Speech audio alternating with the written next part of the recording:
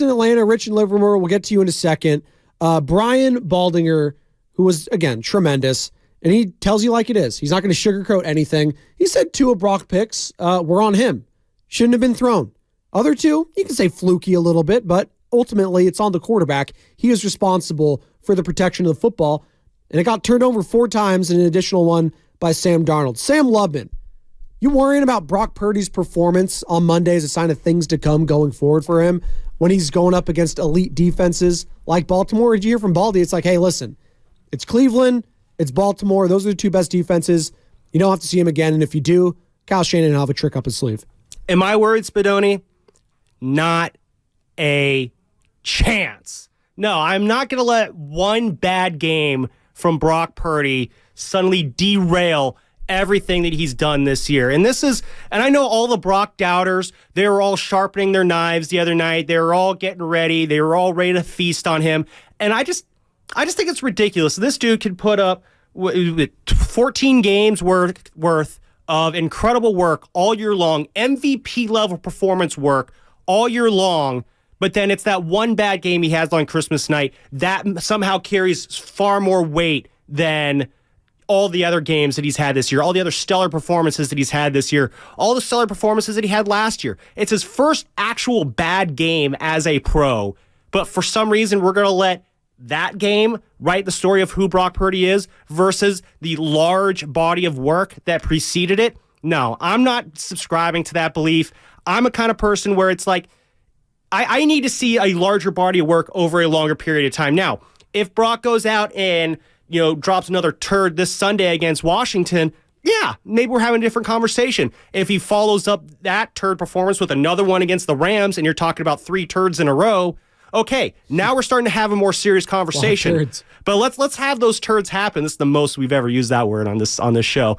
But no, let's let those bad performances happen first, if they even happen, before we really start hitting the panic button on Brock Purdy. Was Brock good on Monday night? No, he absolutely wasn't. Baldy said 2 of those picks were on him. I don't know. I think maybe 3, but I'll yield to Baldy on that one there. The 4th pick, I think, was just bad luck. His arm got hit there, which the fact we don't talk about that pick very often, that much, I want to focus on that 4th one really quick, because that was a very similar hit to the one that Hassan Reddick put on him in the NFC title game last year that obviously, snapped Brock's elbow in half and he had the torn UCL there. Very lucky that didn't happen there, because that was a very similar hit. When I saw the replay, I was just like, ooh, buddy, that could have been really ugly, but luckily it wasn't there. So, but yeah, I mean, the first 3 interceptions, it was Brock trying to do too much. He didn't see Kyle Hamilton there on the first one. I think on the second one, yeah, you got to recognize that blitz is coming in. I think this is where the lack of height kind of hurts Brock Purdy. Maybe a taller quarterback's able to get that ball over Brandon Stevens as he's blitzing in there. But at the same time, it's like, you just got to recognize it. You just got to throw the ball in the air, throw the ball on the ground, take the loss. It's okay. Hold on to the ball. The third one, I think even Brock even said afterwards, like, he's just got to know what's going on there. You saw the 2 flags there. You got to know that the linemen were the ones who drew those flags there. And it's like Baldy said, if you're going to come away with one lesson, what do we learn, kids, from this loss? It's Brock.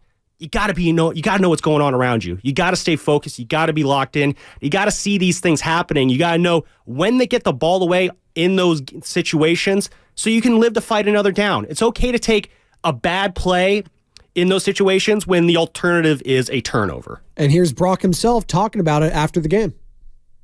For me, it's like, I got to ask myself, all right, like, who are you? What do you stand for? Who are you when things are good? Who are you when things don't go your way? It's easy to, be riding high and thinking you're the man when things are going well, winning games and all that kind of stuff, and you don't really see, a whole lot of adversity in some games and whatnot. And, this is the reality of the NFL.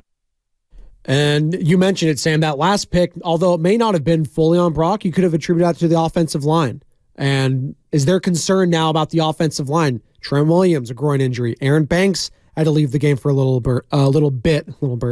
Lost Feliciano at one point, too. Spencer Burford had to move to the outside. Had to go. Like, guys are getting hurt left and right, and that's the one.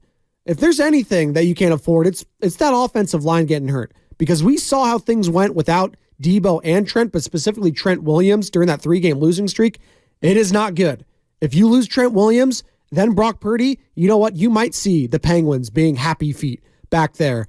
And it hasn't pertains to Brock Purdy and the MVP odds, because that's also a big storyline coming out of this game. You saw the best of the AFC versus the best of the NFC. Brock Purdy, the entire conversation of the week, right? Whether it was Cam Newton, whether it was so-and-so, Brock Purdy or is it McCaffrey? Who's the most important player on the team? Who deserves to be the MVP of the team? Well, coming out of that game, via DraftKings, it's now Lamar Jackson. He's the favorite to win the MVP with 2 weeks to go here in the NFL regular season at -170. And then, check this out. Not Brock, not Tua, not Josh Allen, not any of those guys. Christian McCaffrey right behind him at +400.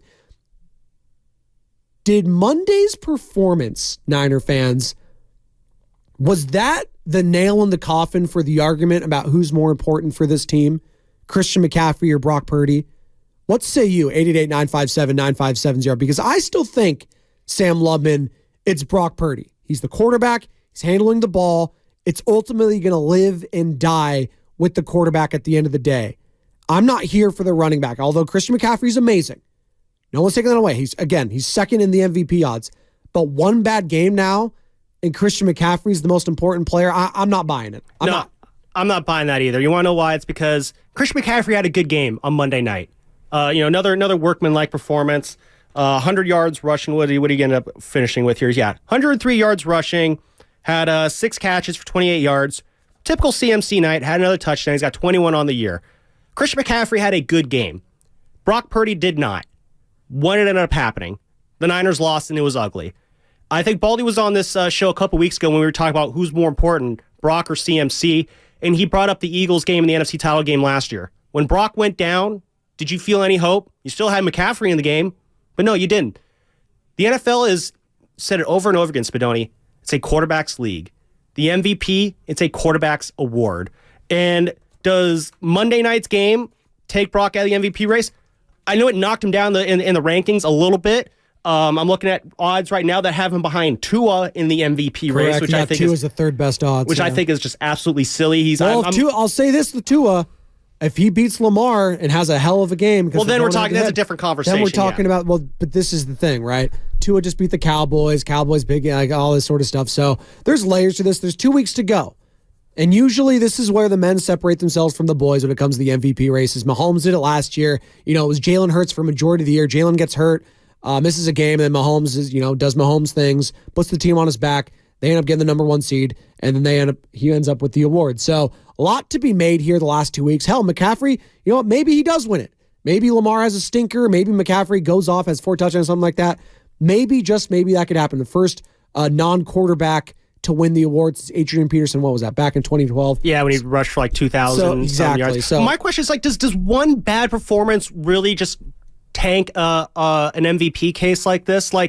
Because Brock's been great most of the year. Last night was easily his worst game of the year by far. If you just go by quarterback rating, I don't care if you don't know how it's calculated. It was his lowest rating of the year. He had a 42.6 rating. But other guys in the MVP race, they've had bad games too. Lamar Jackson, he's had a couple bad games against Cleveland and against Pittsburgh. Both of them were losses. Against Cleveland, they lost 33-31 at home.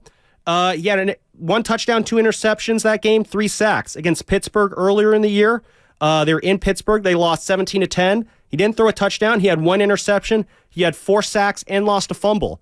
Those are pretty bad games. Why aren't we talking about those games in terms of why Lamar is not in the playoff, not in the MVP discussion anymore? Dak Prescott, we like to put him on a pedestal as a potential MVP candidate this year. He's had some stinkers too. A couple weeks ago against Buffalo, no touchdowns, throws an interception, had a 57.7 rating.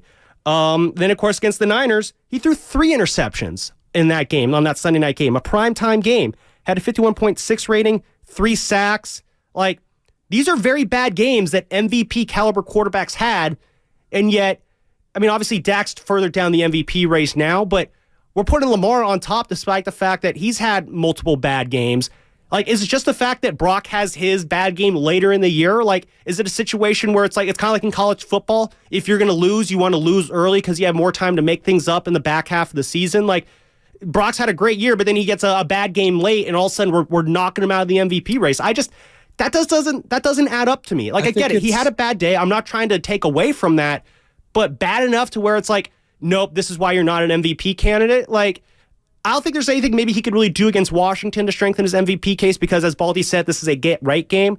But let's say you go into that Sunday game, last game of the year against the Rams, and the Rams, they're fighting for their playoff life. The Niners, they're fighting for their one-seed life. If Brock goes out and drops 4 touchdowns and the Niners cruise, what, are we all of a sudden just going to throw him right back in? I still think he's in the MVP race. If you want to put Lamar a slight tick above him just because they have that head-to-head matchup win, sure, you can do that. But as far as, Lamar could go out and throw a stinker this weekend against the Dolphins. And then we're going to change the whole conversation around again. So, no, I'm not subscribing to the idea that Brock is completely out of the MVP race. Are the odds damaged a little bit? Yeah, maybe. But you know what? Again, I'm seeing he's going at plus 1,200 right now after he was minus 300 or something last week. I don't know. Maybe it's a good time to go and throw some money on Brock Purdy as an MVP right now because you can get it while the getting's good. All right, let's ask Rich in Livermore, who's been waiting patiently on hold. Rich, you're on the Morning Roast of Spadoni and Lubin. What's going on, man? Hey, morning, fellas. How you doing? So first, man, I had to remember what I was saying. First, RJ, I hope he's still listening because that's one of the biggest closet Brock haters there is. If you guys recall last year, he said Brock wasn't it, and Lance had to start over him. So he's wrong with that. So on to my next. Anyhow, so I think that it needed to happen now. I think everyone who is doubting Brock, this is a good thing because you lose now, you get it over with. You don't want to lose in the playoffs, right? Now he's got 2 weeks to show what he's made of, to bounce back from this and ball out so you can have the right momentum going into the playoffs. Because that game wasn't completely on him. That's the offensive line. That's the defense not doing their job. That's a collective loss at the end of the day no matter what. You know what I mean? And I'm glad we've seen him at his downfall at the worst because I think that's the worst it gets. I think it's going to get better. He's going to bounce back, and we're going to get some momentum and go into this and just tear it up. What do you guys think, fellas? Thank you for the call. I appreciate it. As I get this pure protein bar stuck in my throat, Sam, your thoughts? No, I agree with that. Yeah, it's if you're going to have a bad moment happen, yeah, let's have it happen right now in the regular season. And again, this was against a non-conference opponent. So again, you're not getting banged up there in the tiebreaker categories at all. Again, yeah, it seems kind of boring to boil it down to this, but this is just one of those games where sometimes these things happen. Sometimes guys have bad days. Earlier in the day, Spadoni, different sport, but we watched Steph Curry not have a great day in a big stage against the Nuggets on their Christmas Day showdown. So, yeah, he was not good. Steph is notoriously not good on Christmas days. So, these things just happen. They really just do. As far as just Brock's overall standing in the league, lots of quarterbacks have bad days. I opened the show by talking about how all the Tom Brady had 6 4-interception games. Peyton Manning had lots of interceptions. So this is where I'll stop you here, though, Sam. Has Brock already earned the right to say, you know what, this is a one-off?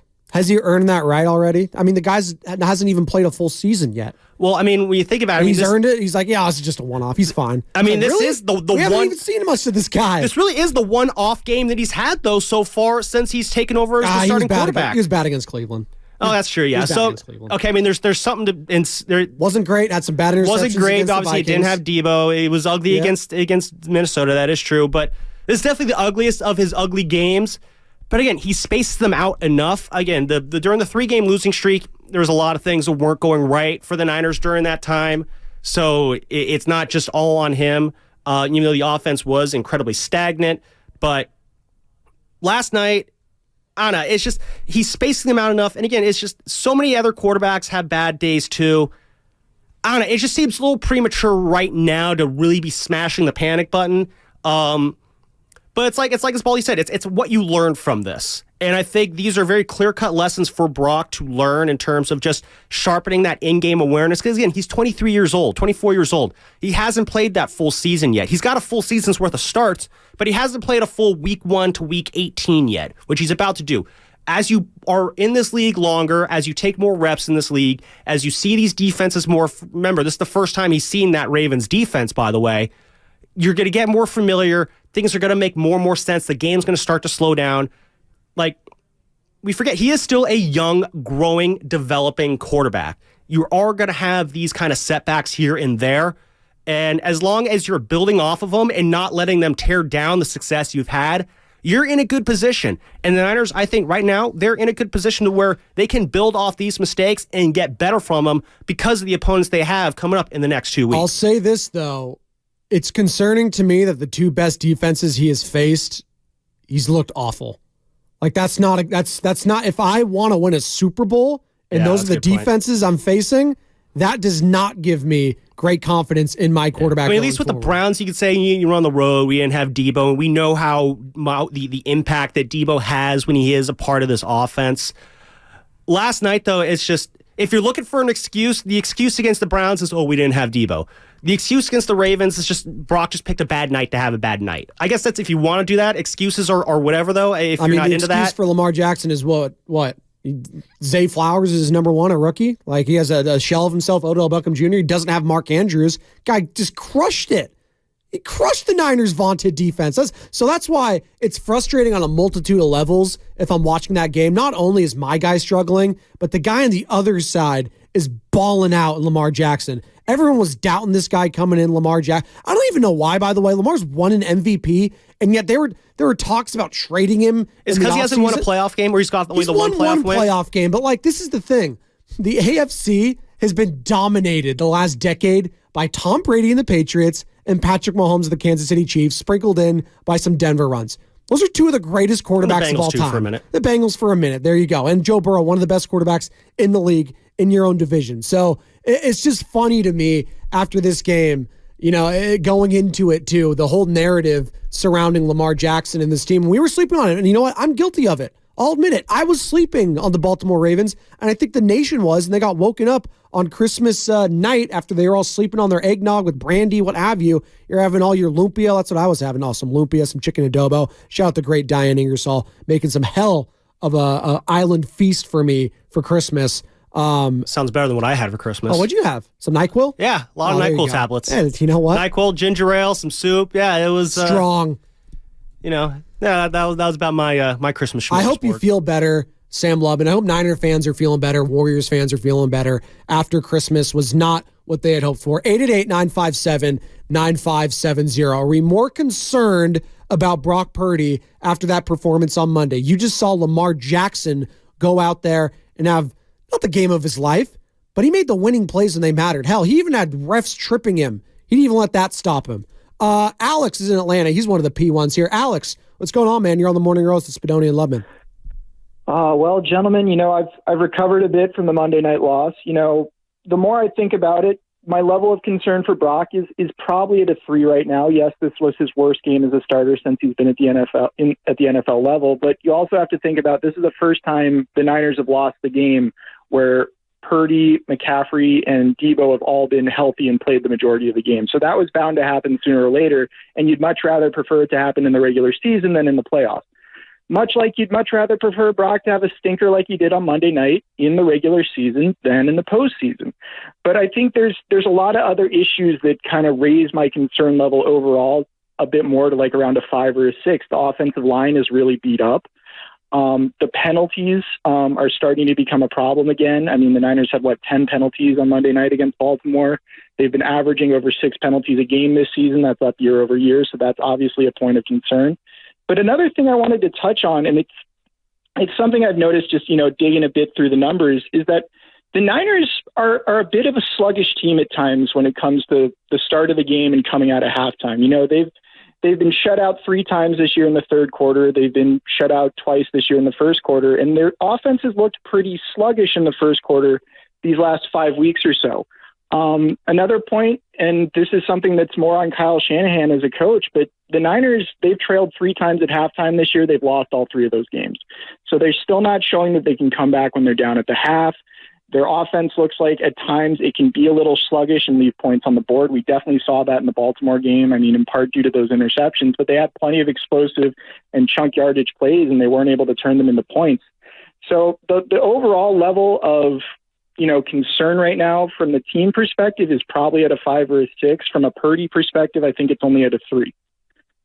Fair enough. That's Alex in the ATL, Alex in Atlanta. 888-957-9570. Are you there with Alex? The offensive line's more concerning than Brock. Was there other concerns for you from that game outside of the quarterback? The penalties, obviously. The penalties are a big one there, actually. Alex brings up a good one. I know we're up against it, but just kind of looking through it last night or the other night, there was a lot of costly penalties that the Niners had that if you don't make that penalty, you're probably getting the Ravens off the field in that situation. Obviously, late in the fourth, there was that Fred Warner encroachment where he kind of jumps over the line, trying to time the snap.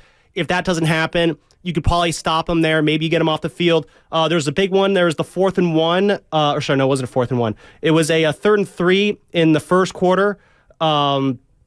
Where it was Lamar, he had that incompletion, Isaiah Likely, but there was a pass interference there. That's a tough one there because, again, if that call doesn't happen, you're getting off the field there. Instead, the drive continues. The Ravens end up getting a field goal there, but you have a chance to really kind of shut down their early momentum when you don't do that. Niners have had a lot of penalties like that this year where if they have momentum on offense or defense and they get that just bad timing flag, and it just absolutely neuters that. So that is absolutely, I think, a big concern that I don't think has been talked about enough.